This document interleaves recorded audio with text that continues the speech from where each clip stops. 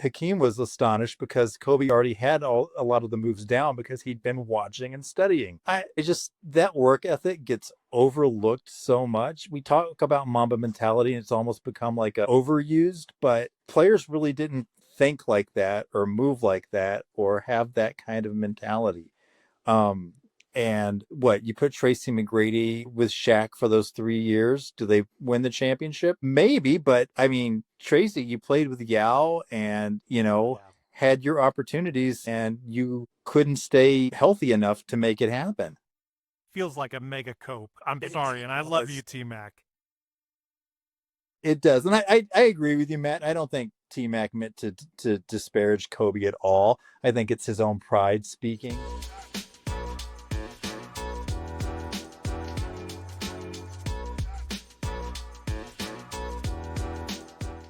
Welcome to another episode of In the Lab with Hoopsology. I am your host, Matt Thomas, joined by two of my very good friends and co-hosts. I've got Justin Goodrum. I'll start with you, man. How are you doing? Doing pretty well. I can't believe it's August. I saw on the news that everybody's going back to school, so that's crazy. But this summer's gone by really quick. So Yeah, my it's brain is still in July for yeah, sure. yep. I have not yet made that conversion. I've also got in the studio with me Alan Munzler, our other co-host on the show. Alan, how you doing, man? I'm doing well. Just got back from New York City. Unfortunately, there were no Liberty home games while I was there, so they were on a road trip. So didn't get to check out the Liberty, but saw Hadestown. Highly recommended if you like that kind of thing. So yeah, I'm and my daughter started school today. Just to your point. So there you go.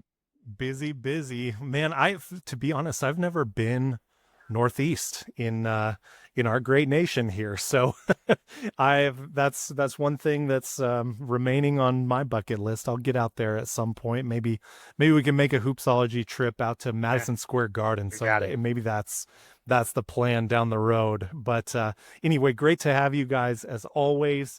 As you know, the WNBA season is going and rolling. We are marching ever closer towards the playoffs, and the NBA, we are actually in the off season. And you can check out our channel, by the way, like and subscribe. And also, by the way, thank you for everyone who's been subscribing, watching, and listening lately and commenting on the videos. We really appreciate it. We have a lot of great content on the W of late. And so today in the lab, we're really going to kind of focus on the NBA in general and some of the off-season goings on and topics there. So without further ado, we'll just go ahead and jump right into it. One of the bigger things that happened of late that I don't think was really in question, but we know that Luka Doncic was emotional leaving Dallas, leaving the Mavericks, and how that all went down. I'm sure it felt like a betrayal. It was there was a little bit of an element of shaming and embarrassing him and his work ethic, those kinds of things. And we now have confirmed that Luka has signed his extension with the Los Angeles Lakers. This was met with a lot of fanfare. A press conference was held, and a lot of teammates were present. Now, not to be that guy, but I do think it's notable, and people are pointing out that LeBron was not at this press conference. LeBron's a busy guy. I'll throw it to you guys for analysis here, but the first question I want to ask is, how are you feeling about this Lucas signing? And was there ever any doubt in your mind this would happen? Alan, I'll throw to you first. Yeah, I had a little bit of doubt only because I wondered if Luca was gonna maybe just write it out a little bit, see how things are going, and then, potentially jump to the NBA Euro League, uh, maybe get away from the spotlight a little bit, dominate there. I don't know that just a tiny little bit of doubt, but no, I wasn't surprised that he signed the extension. I think it's a great move for him, a great move for the Lakers. I think from Rob Pelinka's perspective, this is Luca's team now, and surprisingly, they have a pretty bright future because they have a lot of cap room coming up, along with a lot of free agents who will be available when that cap room is up. So I I don't think this year is going to be like a huge year for the Lakers, but I, I think potentially they are looking at a pretty bright future.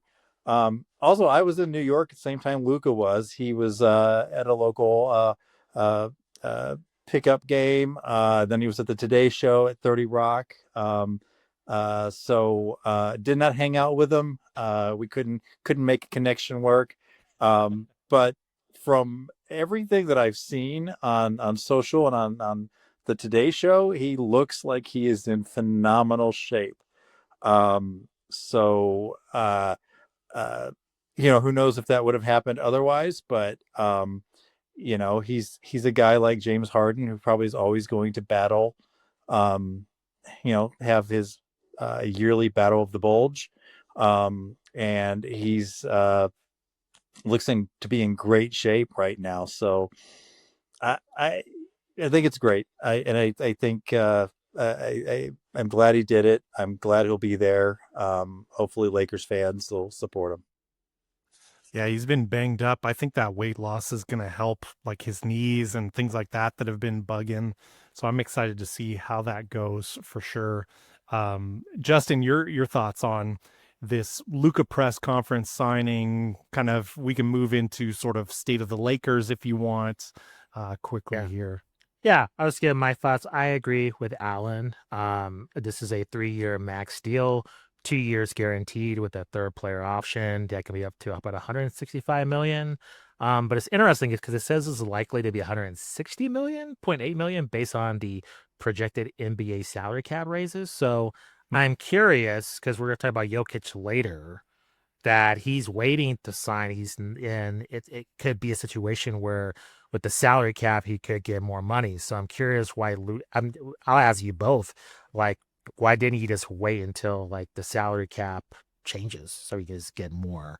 I'm just curious in that situation just with the salary cap changing. Him deciding to just sign a 3-year max deal now. So I just find that pretty interesting. And then also just with motivation and his weight loss, I think this is going to be a very interesting season to see how much of the killer instinct does Luka have. Clearly, he looks different, but can he play different and be just this killer on the court? And I think LeBron will be all too happy to oblige him in making sure that Luka has the opportunities to be the best player he can be. So that's what I am looking for. It's not necessarily, like Alan said, the Lakers to win the title or to be the top of the West, but him to assert himself as a top player in this league again. And I think, we've seen it before. He, if we, I think in my mind, the expectations I have and the way he looks physically, I think he should be an MVP candidate this year. So that's my expectations for him. That's based on motivation, revenge, just desire to improve upon last year, playing for a Glamour franchise. I think those are the expectations I have for Luka. That's well said. And I think to your point, Justin, him getting in better shape like that, that is going to transfer specifically to the defensive end on the floor. I mean, I mentioned lighter weight on the joints. That's all great. But I think also it's just easier, just basic psychology when we're playing pickup basketball or things like that. Like when you have the ball, you're motivated. You want to get to that basket or you want to perform because the spotlight of that entire court is on you. And Luka's never struggled on offense or having production there. I think where we've seen lowlights for Luka, even in the NBA Finals, was in, kind of that matador defense, letting people blow by him so quickly. This is where now I think he has a chance to get more lateral quickness, perhaps. He's still going to maintain a lot of his size, so I don't see a big drawback to this. And I think his endurance and stamina can hopefully transfer to more intensity on the defensive end. Alan, do you want to answer the question as far as the extension goes with Luka and any thoughts on that? Yeah, and I think you've seen this with several of the extensions this offseason, and they've been for shorter time periods than you might expect with player options. And I think it's fully to get that cash now, right? Get that guaranteed money right now, because you never know. Um, but also you can really cash in on the increased salary cap in a few years. Um, and so I think that's really factored into some of these shorter extensions. I think guys are just looking to to really cash in a few years. And I think the 3 year mark, I think it's 2 years, and then the third year is the player option, if I'm not mistaken. So That's correct. Yeah. that kind of splits the difference there. So yeah, maybe you're playing an extra year where you're not immediately getting the salary cap boost, but you're securing the bag, like Alan mentioned there, and then you do have that quick parachute out of there to make even more money. Because I think Luka could have signed up to like 4 or 5 years on this extension had he really wanted to, because the Lakers don't have anyone on the roster, with LeBron having sort of that tradition of going year by year with his contract. They hadn't used their 5 year extension on anyone eligible. So um, let me ask, speaking of LeBron, there's history here, obviously, with LeBron's tenure, and I'm fascinating to see how this goes, because LeBron's a great distributor. LeBron has great basketball IQ. LeBron's one of the greats to play the game. Um, but he's never really, to this point, to this extent, and the man's 40 years old, so I'm not trying to dig at LeBron or anything, but he really is firmly the number two option here. And I think that was one of the biggest signals of this press conference. You know, when it was learned that LeBron was returning to the Lakers, it was not met with fanfare like Luka's extension. And so how do you guys, and Justin, I'll start with you, how do you guys think LeBron will handle this season? And are we going to see like passive aggressive subtweets and things like that, that, you know, just frankly, we have seen in other situations from LeBron? Yeah, I don't think so. I think LeBron's going to be focused on ending his career on a high note. And just based on really, I think the inexperience of just the NBA as a whole and the Western Conference, I can see the Lakers easily competing, even if they have some injury troubles. That's what happened last year. So I think this year, I think you'll see just a LeBron in a mentorship role to Luka, and him trying to figure out what's the next steps in his farewell tour. I found it interesting, just all these trade rumors for LeBron. I just thought it was kind of weird. Why? Still ongoing. Yeah, I just don't understand. To me, it's like he's already won the title in Cleveland. He has kind of his run in Miami. He won the championship in LA. I mean, you can question whether or not people question that championship to be legitimate or not. I think it is. But overall, I don't really understand his motivations for leaving at this point, considering he's very similar to Kobe in terms of his aspirations after his career is over. So I don't think so. I'd be surprised and disappointed if he was to engage in that passive aggressive behavior. But you never know. I wouldn't. I don't think it's impossible, but I say highly unlikely. And I think just the way he's talked about Luka, and just the way LeBron is so unselfish, and he's such a just a basketball savant. I believe that he will fit in terms of just playing limited minutes and still being a valuable asset towards the Lakers. Let me ask real quick before I throw it to you, Alan. Justin, are you disappointed at all that LeBron wasn't at that press conference? Eh, I don't think so. I think it depends on his behavior afterwards. So if he's hanging around Luca, talking with him, if just the chemistry on the court is clicking, no one's going to care about this. However, if there's friction between the two, if he's saying weird things on his podcast about Luca, or if something strange happens within a game where he's arguing with him, yeah, this will come back to haunt him. So just depends what happens. You know how people are. They connect the dots. We have a lot of, internet detectives out there these days. So, we have plenty of conspiracy theorists that just love to go and just put things together if things are not going well with LeBron in terms of his attitude. So it depends how things play out. But at this point, I don't think it's a big deal. Hey, I'm asking you about LeBron at the press conference, so I might be guilty of being one of these internet detectives here. Alan, give me your thoughts just on LeBron for next season and kind of fit on this team. Any concerns that you're seeing right now with how this is going to gel? You already mentioned it. It might not be, the most outstanding season in LA. It is impressively coming off that 3 seed from last season. Yeah, I mean, I think they're positioned to be a good team. I think they made some pretty good additions. Uh, better than I thought they would do in free agency. To be honest, look, LeBron is super smart. He's going to say the right things, and he has, and he will continue to say the right things. But as we've seen in the past, LeBron can be prone to this passive aggressive kind of acting out in the moment. He can't help himself. I mean, the Spoelstra bump, the various subtweets. I think if the season kind of looks like a stinker, or if he doesn't feel like he's getting his time, his playing time, or his uh respect, you might see something like that. I don't think it would be necessarily directed at Luka though, because I think Luka is in awe of LeBron still, and I think he will continue to defer to him even though it's his team.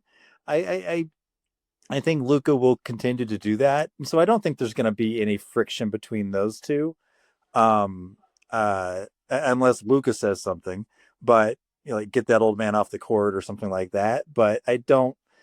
If Luka doesn't do that and he plays it right, I think that anything that LeBron says will be directed towards JJ Redick or Rob Pelinka or his usual targets and this sort of thing, the front office and coaching staff. Yeah, well said. We will definitely keep the pulse on this because I think it's looking at big picture like our show often does. You remember how a lot of the greats exit the sport, and LeBron is in that sort of lineage. You remember, or at least I do, Jordan on the Wizards. Like he was still option 1A. Yeah, they weren't close to winning a title or anything, but you kind of remember a little bit. I guess Jordan's kind of a bad example because they pasted the Bulls legacy over that so much. But go back and look. I mean, Jordan was still very much like a 1A alpha domineering over that team. Kobe as well. If you look at, these greats from the 2 previous eras of basketball, people remember Kobe, that 60-point game, how he went out. And yeah, he was kind of done after that Achilles injury. And still was able to play a few more years, but they weren't competitive years as they had been before that. So with LeBron, it's a little more fascinating to me because he, with the longevity, has also come this opportunity to kind of go in a downward slope as far as like realistic performance goes. And that has also lended to, especially in being LA, where you can have magical things like Luka joining your team happen.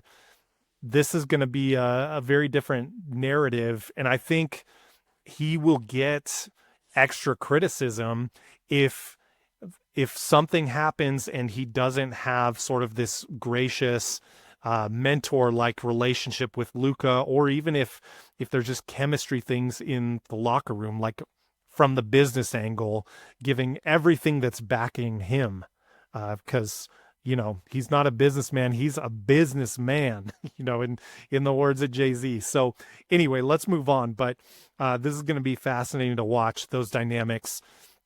Speaking of contract extensions, One of my favorite players, Nikola Jokic, was due for a contract extension and reportedly refused that. Guys, scrolling on my YouTube feed, I was seeing like thumbnails of Luka and Jokic in Lakers jerseys. Like, this is going to happen next season. This is the plan. Um, but I don't know what to make of that. It seems out of character to Jokic for me. But Justin, I'll go to you, being our local correspondent near the Denver area. What do you make of Jokic, declining to re-sign the contract here? And is there cause for concern in Denver? Um, I think in this age of NBA free agency and just the player empowerment movement and a lack of players remaining loyal to their teams that drafted them, I think there's always a concern. I mean, honestly, if you just signed like a 3-year deal, I think that still is non-committal. So I think overall, there's always a concern. I think the Nuggets front office should always be scared regardless. I mean, I think that makes a great GM. You should be always be skeptical and paranoid 100% of the time, no matter what. So for Jokic, I don't know. I think the vibe here is kind of like wait and see. I don't think there's any worry. I think you take a look at the pulse of Denver in terms of like the sports that matter, and keep this in mind. I mean, I've only lived in Denver for approaching 5 years here, but the Broncos make all the news. So I think any type of like athletes leaving or coming here or big time things, I think falls kind of to the wayside in terms of Jokic. Is like he's here now, and we'll kind of wait and see what happens until his deal is up. So he's under contract till 27, 28. So I think there's a little bit of time to kind of smooth this over. So I think for right now, being in 2025, I don't think there's a general sense of panic. And he's such a low key guy that, again, I don't see this making huge waves unless he A gets hurt or B his production goes way down. I think as long as he just stays Jokic, I don't really see this being a dominating narrative. But I could be completely wrong. I'm hope we talk to, DNVR's Brendan Vogt or some other Nuggets insider to maybe shed some light on this, and maybe they'll tell me I'm an idiot for thinking this. But my general feeling is that I don't think this is necessarily a huge deal now until we approach maybe the 26-27 season or even the 27-28 season. And at that point, he'll, be able to explore free agency. Gotcha. Alan, any thoughts to add? Yeah, I mean, nowadays it's like what he signs the extension and then demands a trade. Yeah, I don't see a big difference. And honestly, I think probably a little bit of a message to the Denver front office saying, and ownership saying, hey, you guys fired my coach. You got rid of the front office. We won a championship. Mike Malone was my guy. Um, I'm not ready to commit. This is like a new relationship.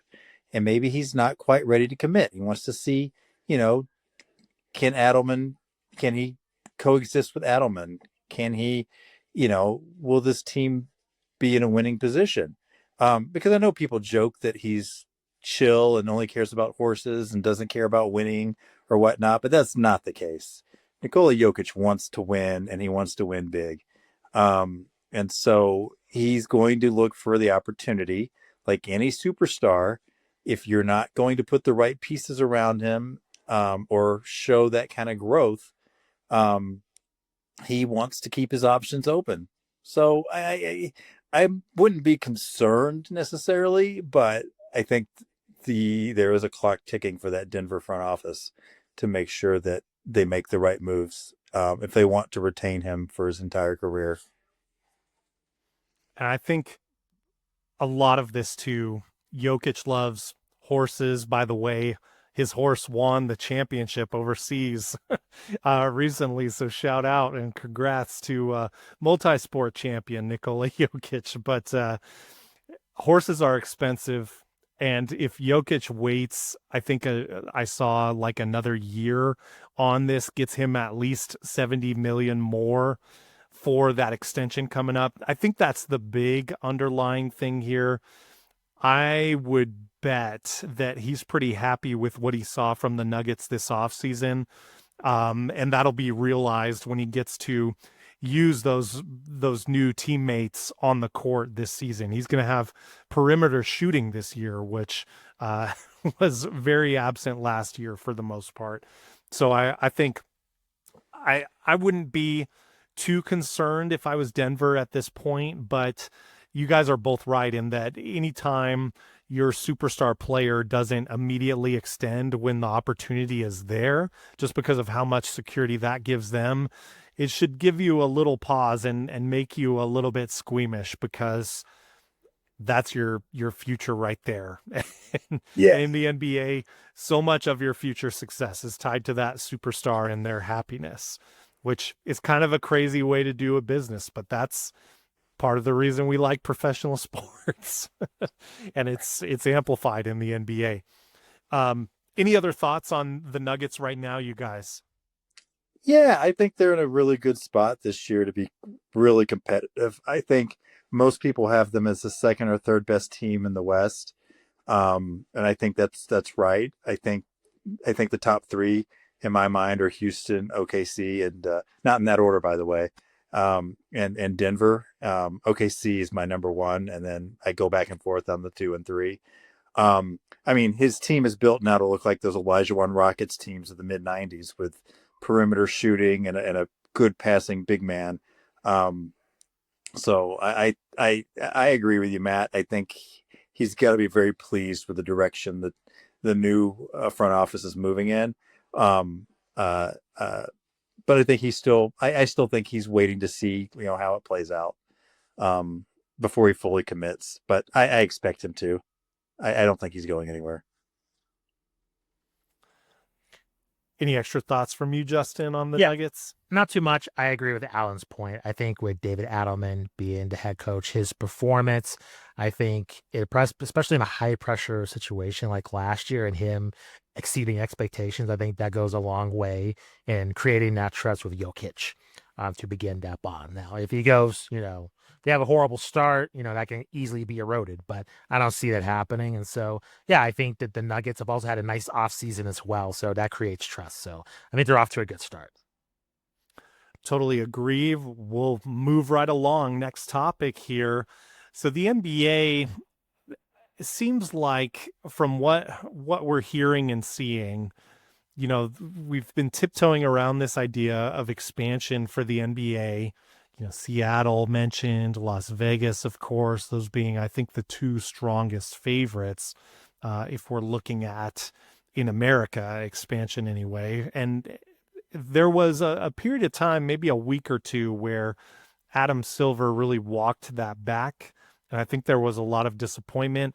And now it seems like the reason maybe that we aren't expanding here in the States is that Adam Silver might be playing some global chess here and be looking to expand, set up somewhat of a dream scenario NBA Europe League. The dynamics of this are interesting, so I'm curious to get your guys' thoughts, because it looks like there are 6 or 7 teams that are going to be up for licensing, like their licensing agreements will be done, and they might be able to sign and jump ship with a new league the NBA might be making. This opens up opportunities for that league to run on itself, kind of, I would assume, in competition with the Euro League. And then it gives a lane for more NBA exhibitions overseas for both teams there. So thoughts on what you guys have seen regarding this, and do you think something like this could work and make sense? And we've talked about for a long time the NBA being a global brand. I mean, really since the Dream Team broke ground overseas, even potentially before that, with the fame and the golden age of the 80s, making it had to be by VHS, but people did watch it on tape overseas. So Justin, I'm curious, I know you watch like EuroLeague soccer from time to time, Premier League, things like that. Can the NBA tiptoe in and pull some of these teams to form an NBA Europe? Yeah. So are you talking of the licensing deals? Are you talking about the teams within EuroLeague? Is that I what you believe were? so. Okay. All right. So let me read you what the Athletic recently wrote, and then I'll give you my thoughts. So the Athletic recently wrote a piece about this. They spoke to the EuroLeague CEO, if I'm gonna butcher his name, Paulius Mateunis, but I'm sure that's incorrect. So the writer posed this question. So he said, quote, most people see that if the NBA expands to Europe and starts a league, that would be a bit of a threat to the EuroLeague. Do you see it that way? And do you feel like that's changed now that you guys are on better terms? So from the CEO, he said, quote, I don't see it as a threat to us, to the league. We can see it from the TV deals. We can see it from the sponsorship. We can see it from the interest of the clubs to play for EuroLeague. That is not a threat, and it's more confusion.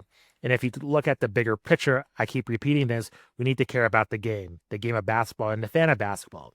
This new league would create confusion. It would create division on this simple terms. And you go to the sponsor, you say, I'm now this new, NBA league. And then we go, well, the Euro League. And then, oh, there's a Champions League and there's Euro Cup. And for the hardcore fans, everybody knows Euro League. Everybody knows Europe.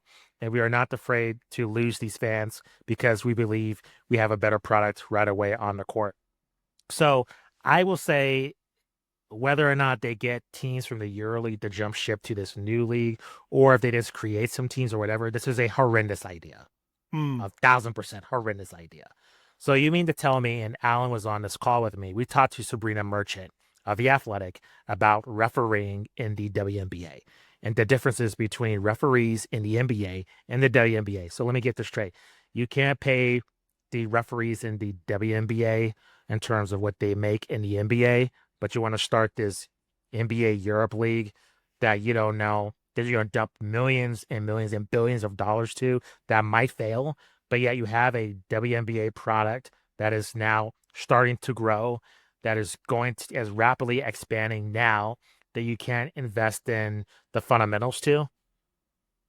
Then what are we doing? Then you might get rid of the WNBA. Then why you have this league and why you have the G League? I just think you have leagues now that need your attention. Why are you investing in this league that already has a league in Europe that has taken most of the market share already? Why are you going to create this other league? I don't really understand. I get that Europe is a top market, but you have leagues with dedicated fan bases. Lee Ellis will tell you that. We had him on the show. He's been there during the Euro League, Cup final, how passionate these fans are. And all of a sudden, you're going to rip that away and take some of these teams to form this new NBA Euro League. I think this is a horrendous idea. I don't know. I think if the NBA was to explore international expansion, I think it's wise to strengthen the deals with existing leagues. So with EuroLeague, with the NBL of Australia, with some of the leagues within Mexico, and then strengthening those bonds in terms of crossover appeal and maybe having some kind of like Champions League in the summer or something like that. But in terms of creating some kind of new league, this is a horrendous idea. I think this is terrible. Interesting. I want to go back to that and bounce some thoughts. But Alan, I want your take on all this too. Yeah, first of all, Justin, I agree with the Champions League idea. We've talked about it before. I've always thought we should have a thing where you have the top, in the middle of the season, you have the top 4 teams from each league get into it, right? And have a tournament. I think that would be awesome. What's interesting to me is that Adam Silver just met with I think his name, it's Keir Starmer, who's the prime minister. So EuroLeague is big, but it's really not big, say in Northern Europe, right? You don't have there's not like a big Ireland or London or Manchester. There's so kind of more Eastern. Yeah. it's more Southern and Eastern, right? It's more Spain and the Balkans are the really hotbeds of the EuroLeague. So I, eh, there's there's an opportunity, and maybe that's what Silver's looking at, an opportunity for Northern Europe to get to get some teams there. Um, I, I look at that and I think, and I agree with you, Justin. I mean, like, is that where the money should go? Is that where your investment should be? Um, and does it dilute the talent of both the domestic and the Euro League?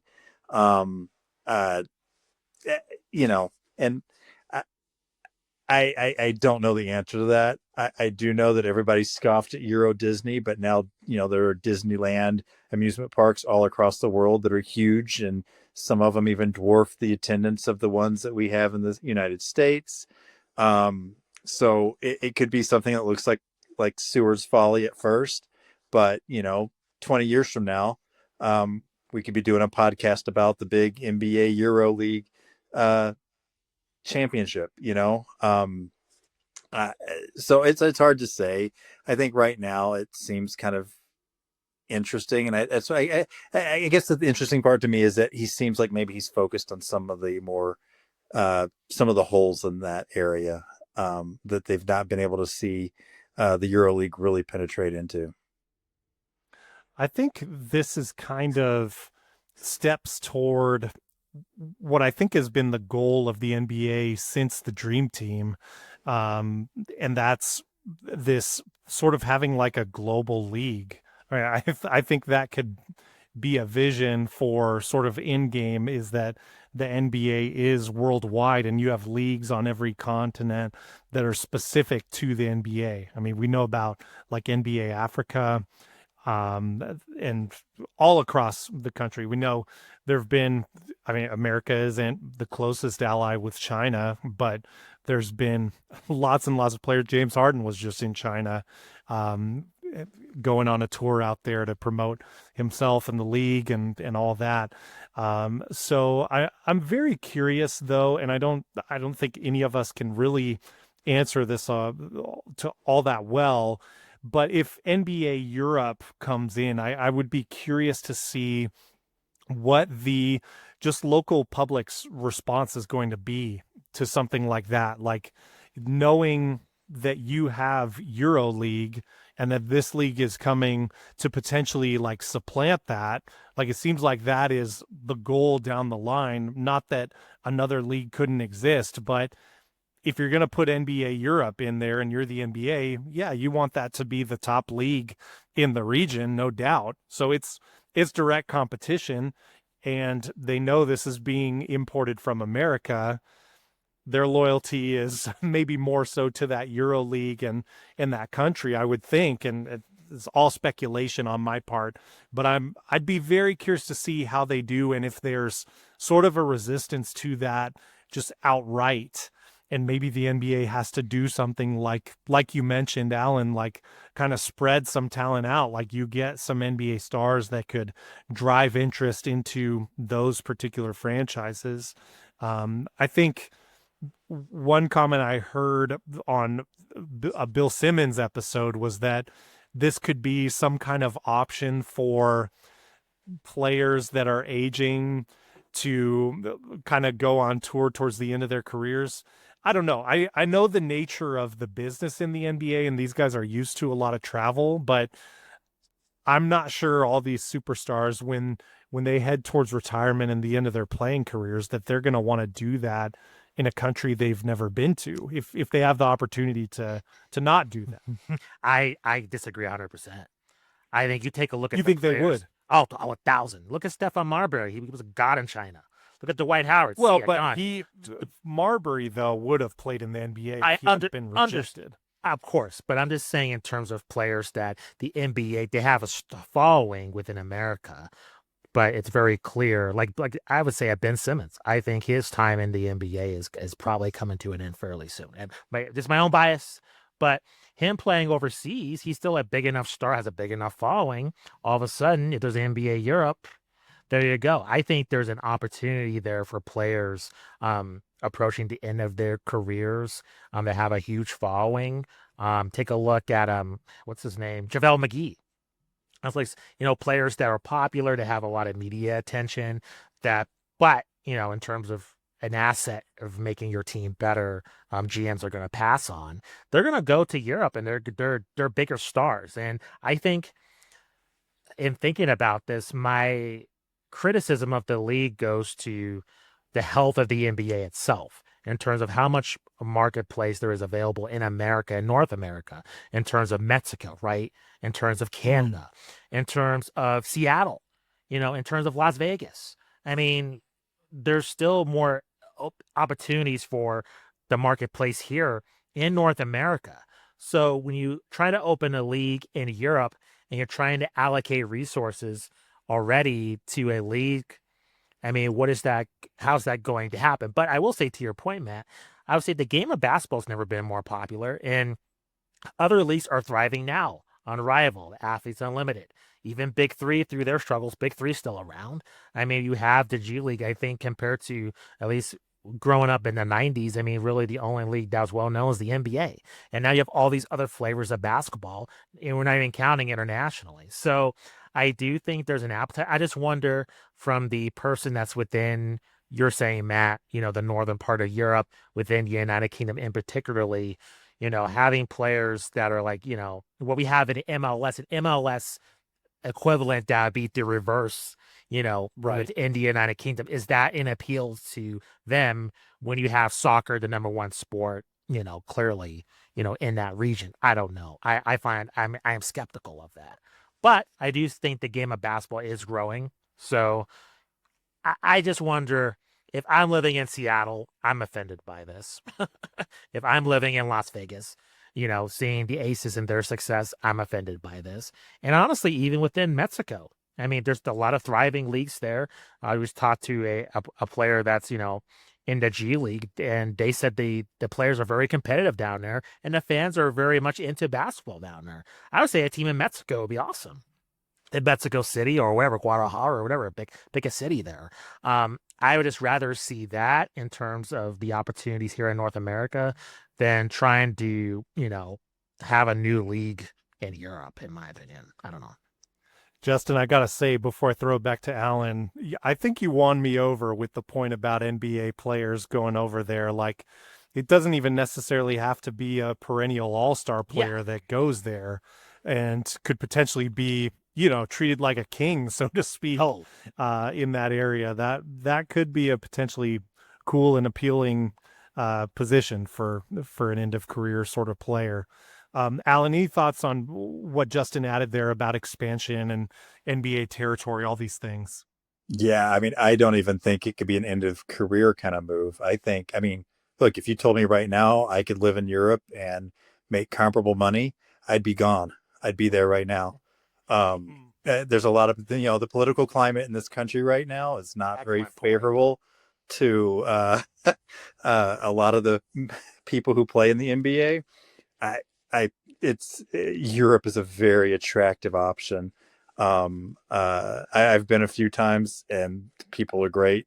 The climate is generally pretty nice. I and I mean, I I think that you could see current players go like, you know what, I want something different. I want my kids to grow up in a different place. Um, and I think that stuff factors in a lot. And if you've got enough money to be able to fly back and visit your family whenever you want, then it makes it a really easy move to make. Um, For sure. What do you think about Justin's idea of kind of the NBA, I guess, keeping focus and eyes on the prize, like develop North America more before you invest overseas? yeah, I mean, Justin and I have talked about that. We've talked about Mexico City is one of the largest cities in the world. It's a cosmopolitan, safe city. It's it's a great place to go and live. And people, throw all this stuff, cartels in Mexico and all this scary stuff, but it's not Mexico City. That would be like taking the worst spot in America and saying that all of America is like that. So uh, uh, I think that's a really smart idea. The only problem with Mexico City is that it just takes forever to get to. from just about anywhere in the United States. So the travel time is would be pretty rough. Uh, you would almost need to have several cities in Mexico have have teams so that you could kind of just do like the road trip through there. Um, uh, but in Seattle, Las Vegas, I mean, there's other cities that could support an NBA team, like Kansas City, I think, has done it before. Um, uh, uh, we have Memphis, but Nashville could certainly support a team. Uh, Lexington, there's lots of places I think could still they could still expand to. And I'm not even getting into Canada. You've got I know we tried Vancouver once, but that was more a mismanagement than anything else. Um, uh, so I do like the idea, just selfishly, of having more teams in North America. Um, uh, I'm not going to be able to watch any NBA Euro games because I'm way too old to stay up that late, so or wake up that early. So that's where I stand with that. I agree with you, Justin. I think focusing on that uh, expansion within the U.S. or within North America makes the most sense to me. Justin, let me just ask one more thing, and then we can change topics here. But to play devil's advocate a little bit here, the NBA pulling in billions with this new TV deal. Could it be that Adam Silver is thinking, with regards to the criticism that you mentioned with, develop out the WNBA first, develop out North America before you go to Europe, all these things. With the amount of money that the NBA is pulling in, could I reasonably say, why not have it all? That's true. Then prove it. Then why are we having an officiating issue in the WNBA? Why are we having a charter issue in the WNBA? These are professionals. Invest money into the league. I mean, that's where I see fit. If you don't want to invest money, if you don't see the WNBA as worth investing to, then get rid of it. I mean, that's within their prerogative. I mean, I don't understand how you have an investment and then I'm going to curse here, half-ass the investment. That doesn't really make any sense to me. So I've always wondered that. I'm like, you have this league as an asset in your portfolio. Why are you only allocating minimal resources to it if you want to see it thrive? And there's clearly an appetite for the WNBA with college basketball for years. You take a look at the biggest stars, clearly they have followings and, they make lots of revenue, as Sabrina put it. I mean, this is one of the first, Sabrina Merchant at The Athletic. I mean, we were talking to her. She was saying this is one of the first years where you can get players that have been traded. Their jerseys are available now to purchase. That was not the case a few years ago. Why is that? Why? I mean, to me, I just think they can have it all. Then invest in the leagues you currently have and then build out NBA Europe. They didn't do it all then. So that's where I have a problem with it. If they're allocating the resources to the WNBA fully and we didn't have this issue of, constantly dealing with this inequities, then I'd be cool with it. But the way that the WNBA is currently thriving now and the potential for the league to grow, just seeing with like the Golden State Valkyries, this is a team that had no name players. It's its first year in existence, and they have a hardcore following, and they're going to make the playoffs most likely. You can see it's possible without Caitlin Clark or Angel Reese or Cameron Brink. This is a team with no named star players, and the team's killing it this year. So this is clearly a league that can thrive without the mainstream media telling you that it's only reliant on a couple of people. So I just think with the NBA, just allocate resources to growing what you currently have as well. And then, of course, you can do it all. Absolutely.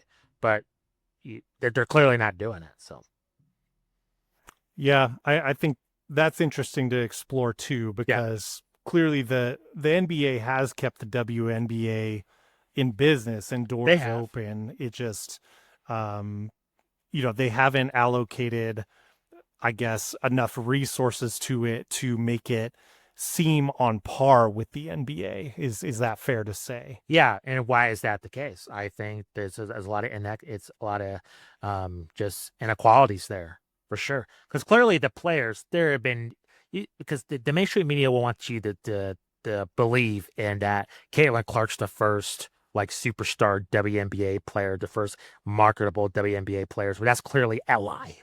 Just taking, I can just rattle off the names just off of my head, and I am not like the hardcore WNBA fan here, but we can just go down the line over the years of just crossover stars easily, including Diana Taurasi, who has a documentary on Amazon Prime right now. So, I mean, we can just go down the line of players that had opportunities to be crossover stars that were missed upon because of the mismanagement of the W, and now they have corrected that. And despite my criticism of Kathy Engelbert, I think there is a lot of positives that she has done. And this is hard for me to say because I've been one of her harshest critics, but just talking to other, journalists, they have really kind of enlightened me in terms of what she has done in this decade, even though I do believe there are some improvements that need to be made. So I just think overall, I can't believe I'm saying this, but I do think with Kathy Engelbert, even though I've had my harsh criticism of her, I do think that she has really capitalized on some key opportunities. And I feel like she can still do that in this era of the league. But the NBA has to fully invest in that. And I just think, if you had to pick between building this Europe league or seeing a league that clearly has, arguably the biggest star player, in sports, Caitlin Clark, and not only that, but the momentum that Paige Buckers has, Juju Watkins, multiple players that have crossover appeal. Why are we building out a league that could fail? Doesn't really make any sense to me. Yeah, I mean, Justin, I'm going to say one name here of a player who was the biggest star in college basketball, male or female, when she was playing, and they fumbled the bag. She went to the WNBA right when it first started, won 4 championships in a row, and they never marketed her. It was half-hearted. That name is Cheryl Swoops. Yep. I mean, she was the biggest college basketball player during that time. She led ESPN in the 90s when she was playing at Texas Tech. She was the top story, and then nothing. Yeah, there you go. And I think if I could be so bold, I think the subtext of all of that in this conversation is that if the NBA is truly, if they were to start really aggressively pursuing like an NBA Europe, I think it's because deep down they probably see more dollar signs over there compared to what they see the potential of the WNBA, right or wrong. I think that's foolish. A huge mistake. Yeah. But I mean, isn't that what that kind of says if they pursue that action, as a business? I agree. I think it's incredibly foolish. And especially to where, honestly, whether you're talking about the billions of dollars that the NBA has, why not just buy the EuroLeague? Why you create a new league? Just buy it. Like, you already have a sustainable model. Just buy it and just expand the teams in it.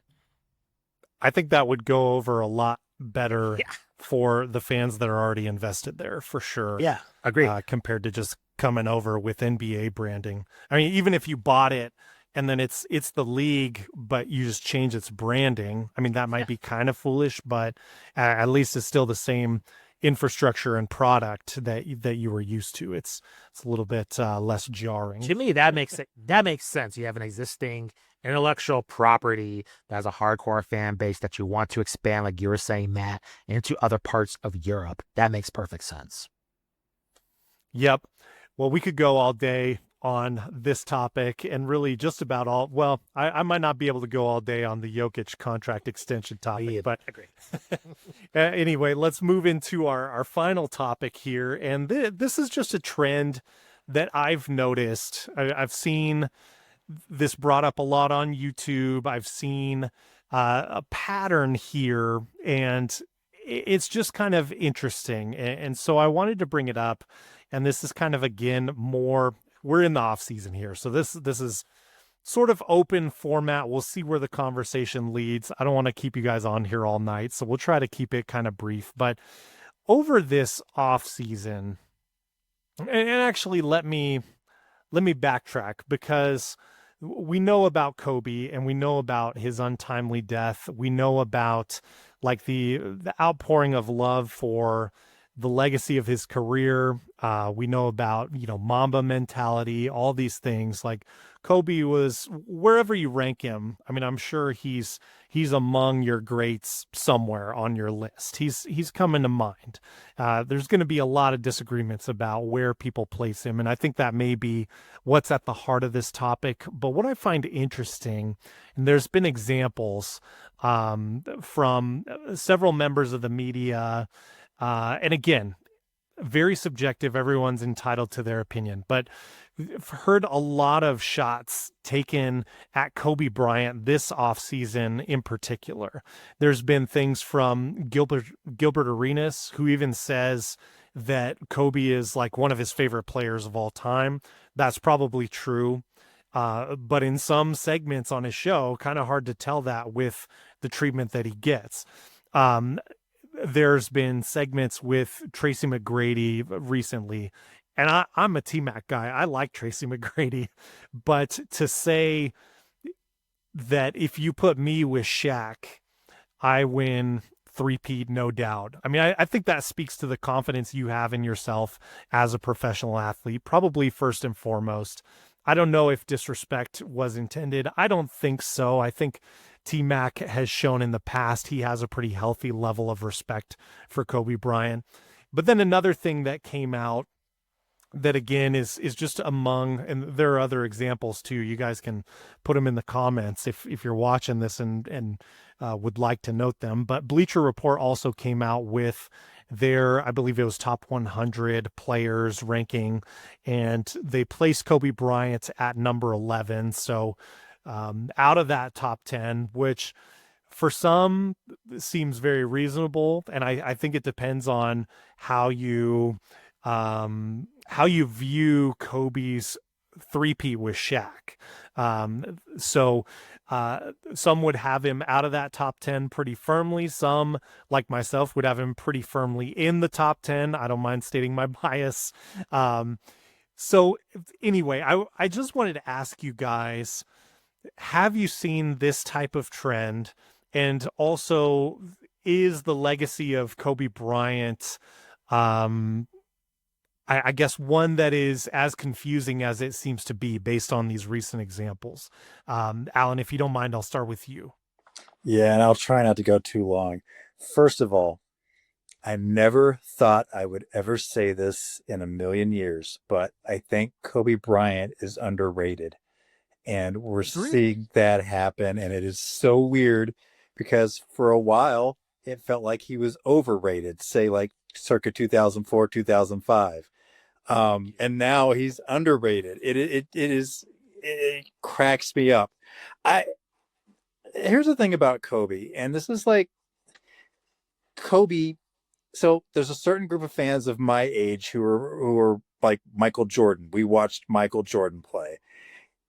And then there's this brief, like 7 or 8 year window where Kobe was the guy, and then LeBron supplanted that. And with a lot of social media kind of being dominated by younger people who actually never saw Kobe play, and just their opinions are based on some YouTube videos or TikTok videos or what have you, I think there's a bias against him.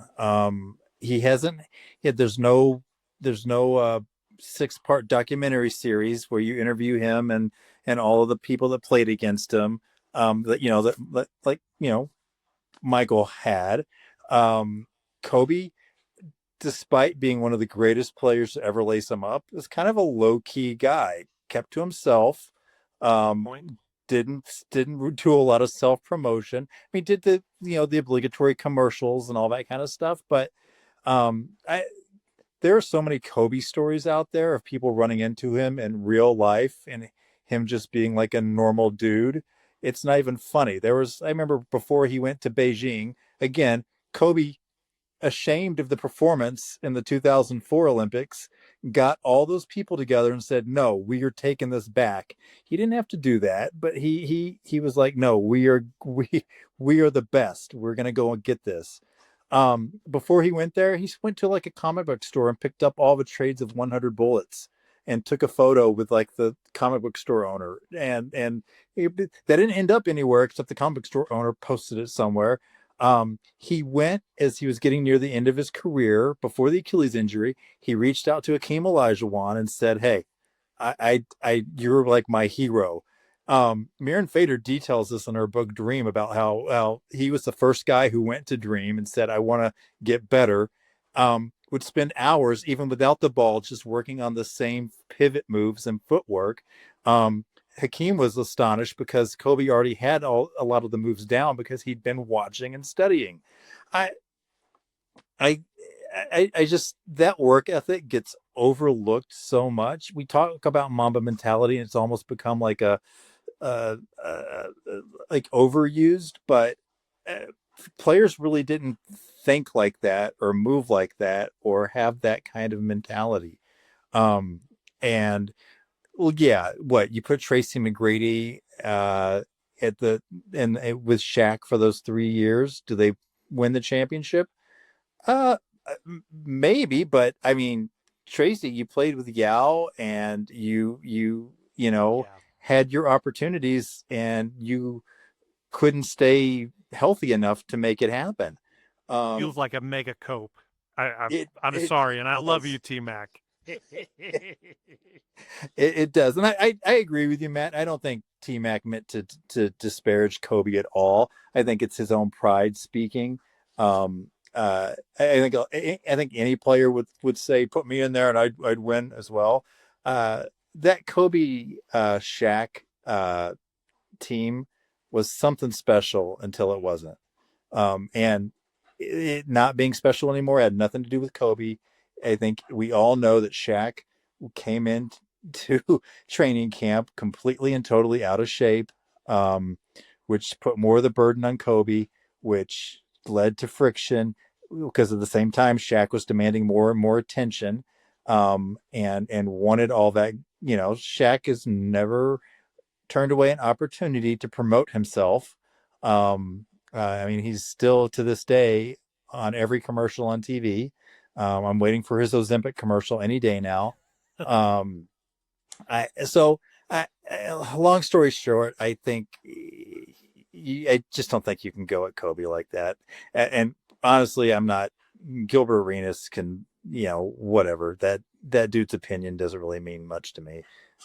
Sorry if we ever have you on the show, Gilbert. I'll apologize, but I just don't think that's Kobe is one of the greatest players, probably the second best shooting guard to ever play in the NBA, in my opinion. I would agree. Right after Michael, it's Yeah. shooting guards. It's Michael, Kobe, and it's really close. It's not a huge gap there. So Yeah, well said, Alan. Justin, I'll throw it to you. Just any other thoughts on why things seem to be complicated with Kobe? I will add in, and I hope I'm not stealing your thunder, but No. around that same time, like Alan, you mentioned, and you're accurate, Shaq coming in just about every season towards the end there in LA, out of shape and playing himself in shape. Kobe added fuel to the fire with drama that was happening off court.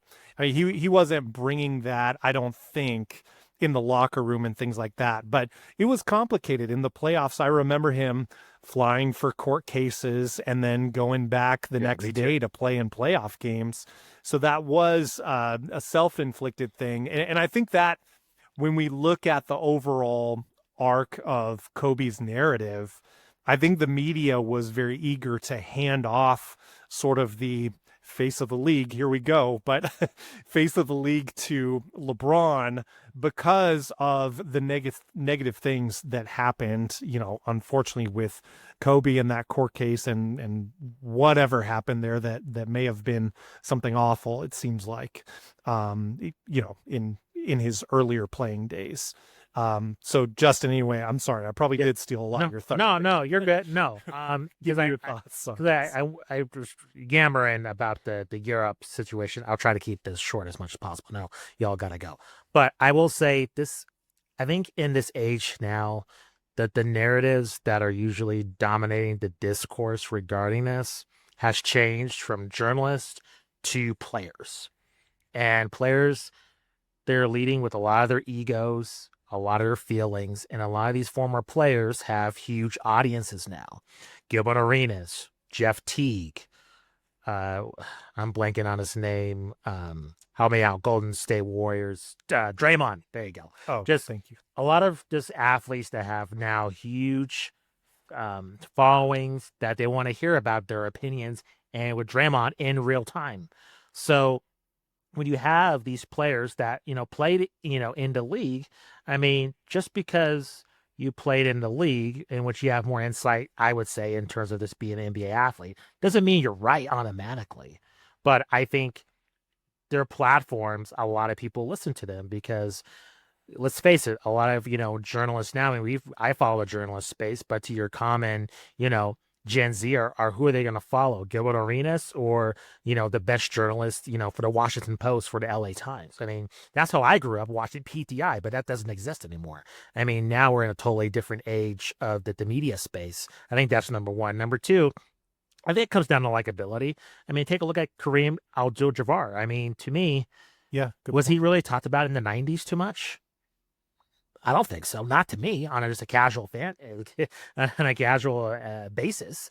And yeah, he's one of the greatest players who ever lived, and he is so underrated. But yet, people don't like him, and his legacy is understated. And I don't think he even got his flowers when LeBron passed him as the all-time leading scorer. I think he's just an all-timer, and he's out there, and LeBron passed him.